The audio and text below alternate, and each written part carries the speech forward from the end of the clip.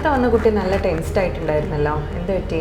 ആ കുട്ടിക്ക് എക്സാം ആങ്സൈറ്റിയാണ്. അപ്പോൾ പൊതുവേ എല്ലാ കുട്ടികൾക്കും എക്സാമിനോട് അടുക്കുമ്പോൾ വരുന്ന ഒരു സംഭവമാണ്.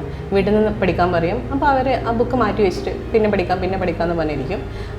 ശരിക്കും അത് അവരുടെ അലസതയല്ല. അവർക്ക് എക്സാം എടുക്കുമ്പം മിക്ക കുട്ടികൾക്കും ഉണ്ടാകുന്ന ഒരു പേടിയാണ്.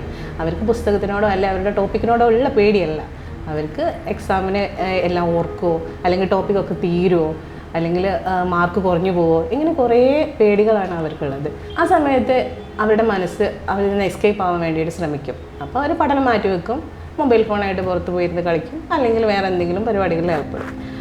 ശരിക്കും ഈ ഒരു അവസ്ഥ തുടർന്നുകൊണ്ടിരുന്നാൽ കുട്ടികൾ പതുക്കെ പഠനത്തിൽ നിന്ന് പുറകോട്ട് പോവുകയും അവർക്ക് എക്സാംസിനൊക്കെ മാർക്ക് കുറയുകയും ചെയ്യും. അവർക്ക് കോൺഫിഡൻസ് ഉണ്ടാവണമെങ്കിൽ അവർ വെറുതെ ഇരുന്നാൽ കോൺഫിഡൻസ് ഉണ്ടാവില്ല. അവരതിനു വേണ്ടി വർക്ക് ചെയ്യണം. അതിന് ഡെയിലി അവർ ഒരു മൈക്രോ സ്റ്റാർട്ടിംഗ് എന്ന് പറയും, അതായത് 10 to 20 minutes ഒക്കെ ഇടവേളകളിലായിട്ട് പഠിക്കുക.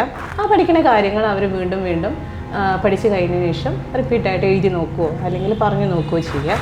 നമുക്ക് എക്സാം ആങ്സൈറ്റിക്ക് വേണ്ടിയിട്ട് എന്തെങ്കിലും മെഡിസിൻസ് ആവശ്യമുണ്ടോ? തീർച്ചയായിട്ടും പ്രോപ്പറായിട്ട് കേസ് ടേക്കിംഗ് നടത്തി കഴിഞ്ഞാൽ നമുക്ക് അവർക്ക് കോൺസ്റ്റിറ്റ്യൂഷൻ മെഡിസിൻ കൊടുക്കാം. അതിൻ്റെ കൂടെ തന്നെ അവർക്ക് വീട്ടിൽ നിന്ന് ചെയ്യാൻ പറ്റുന്ന ചെറിയ റിലാക്സേഷൻ ടെക്നിക്സ് നമുക്ക് കൂടെ ആഡ് ചെയ്ത് കൊടുക്കാം.